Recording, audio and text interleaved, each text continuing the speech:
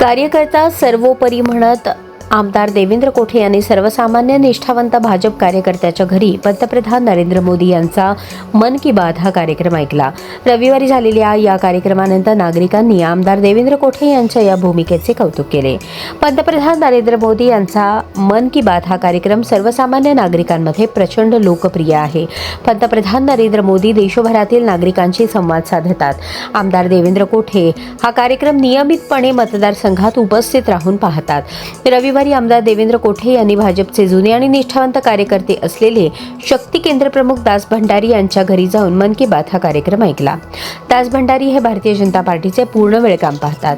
विधानसभा आणि महापालिका निवडणुकांच्या नंतरही प्रभागातील देखभाल दुरुस्तीची कामे करण्यासाठी स्वतः विभागीय कार्यालयाच्या अधिकाऱ्यांच्या संपर्कात राहून जनतेचे प्रश्न सोडवण्यासाठी निरंतर धडपड करतात। अशा कार्यकर्त्यांना बळ देण्यासाठी आमदार देवेंद्र कोठे यांनी त्यांची निवड करून मन की बात ऐकण्यासाठी शक्ती केंद्र प्रमुख दास भंडारी यांच्या निवासस्थानी भेट दिली।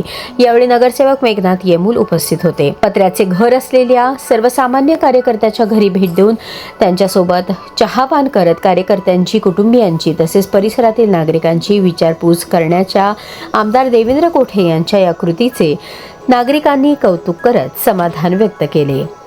कार्यकर्त्यांच्या घरीच ऐकणार मन की बात। भारतीय जनता पक्षाला सोलापूर शहर, जिल्ह्यात, राज्यात आणि देशभरात यशामागे भाजपच्या कार्यकर्त्यांचा सिंहाचा वाटा आहे। भाजपामध्ये कार्यकर्त्यांचे महत्त्व अनन्यसाधारण आहे आणि हीच भूमिका ठेवून यापुढे प्रसारित होणारा मन की बात हा कार्यक्रम पाहण्याचा मानस आहे, असे देवेंद्र कोठे शहर मध्य आमदार यांनी मनोगत व्यक्त केले।